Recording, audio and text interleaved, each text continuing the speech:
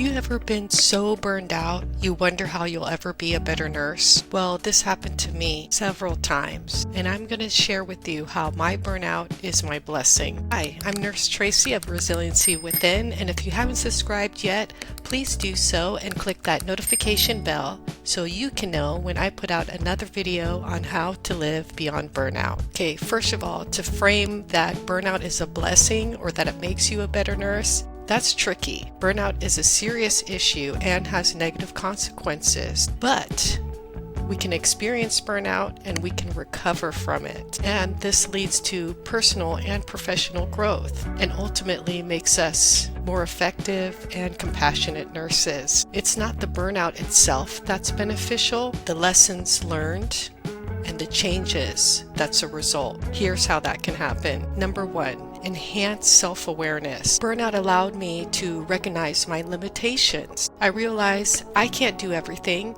and that's okay. This was a huge moment of self-awareness for me, and this allowed me to set healthy boundaries, and even boundaries with myself. Burnout allowed me to understand my triggers and what contributed to my exhaustion. When I learned that taking on too many shifts, overly helping the hospital at all costs, that allowed me to identify ways and strategies to learn how to say no. And burnout allowed me to prioritize my well-being. My burnout was my wake-up call that my health was starting to suffer, and I was not okay with that. I began to learn how to recognize stress within myself so that I could develop actual steps to deal with that stress. And for me, that was to take a little bit more time off and to go into hobby searching mode. Tip number 2, boundary setting.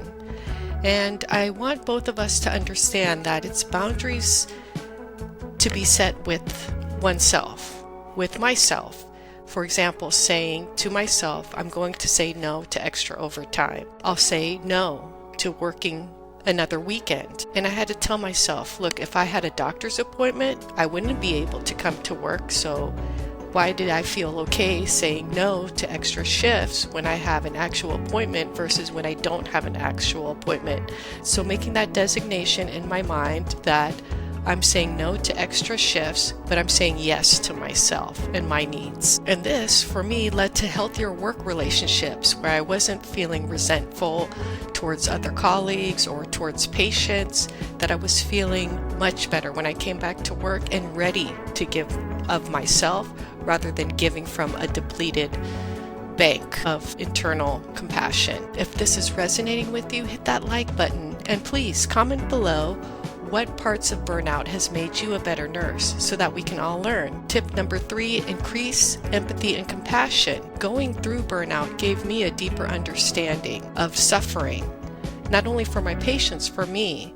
When I'm more rested, I'm able to be with suffering better. And then I can recognize suffering within myself. Oh, I'm really tired. Oh, I'm really hungry. So often we are able to ignore the signals of being hungry or being full, because what I've seen for myself is having a break relief. The break relief nurse comes around.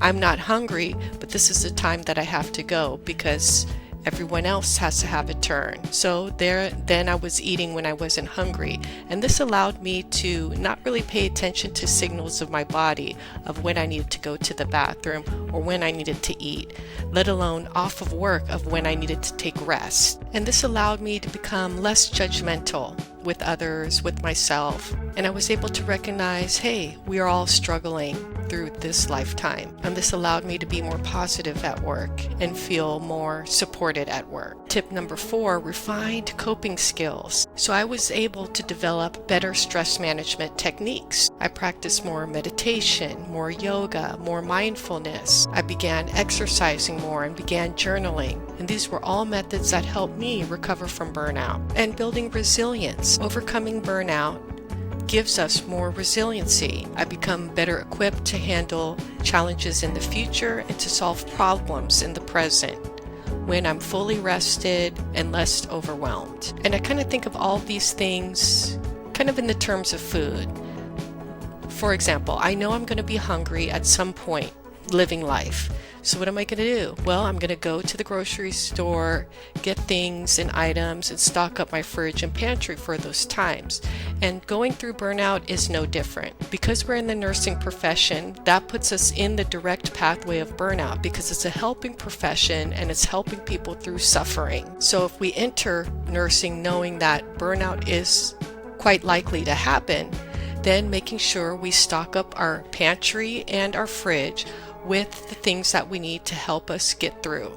And that's going to be the things that work for you. For me, it was having exercise, having yoga, having journaling, and having ways to practice mindfulness like meditation or just being out in nature and being in the present moment. Have ready the supplies you need to relax, whether that's a special bath bomb or ingredients for your bathtub so you can take a nice loving hot bath after work, or having massage gadgets at your bedside ready to go so that when it's time to go to bed you put your massage gadgets on. And tip number 5, enhancing professional growth.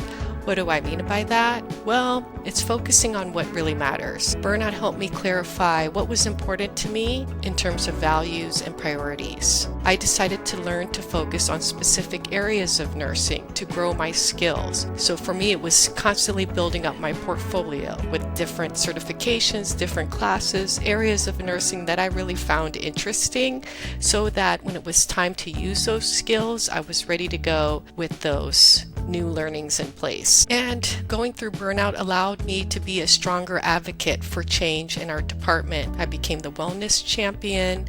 I instituted measures in our department to help and enhance wellness among all the co-workers, and everyone enjoyed it.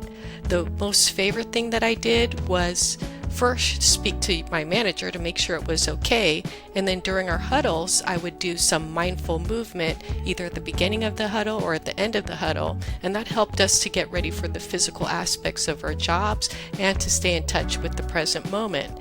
And all my fellow co-workers told me how great that they felt after, and they loved doing these exercises before our shift. So it's crucial to reiterate that burnout itself isn't something positive, but it is a sign that something needs to change within us. The lessons we learn through burnout can lead us to have more personal insight and growth, as well as professional insight and growth. We become more self-aware, more compassionate, and we learn, hey, maybe this department's not working for me any longer and I'd like to go explore something else. Or maybe, hey, I can change this department a little bit and make it a little bit more healthier for myself and my coworkers. So the key is to learn from the experience of burnout, make necessary changes, and prioritize our well-being for the future to prevent future burnout. Need help tackling burnout in your life? Head to the description box below where I have my free Resiliency Nurse Toolkit so you can live a life beyond burnout, on the unit, and off. Yes, both are possible. Be sure to check out the next video, how to find relief from burnout and compassion fatigue, so you can realign yourself with the person who you truly are at your core. Thank you. See you on the next video.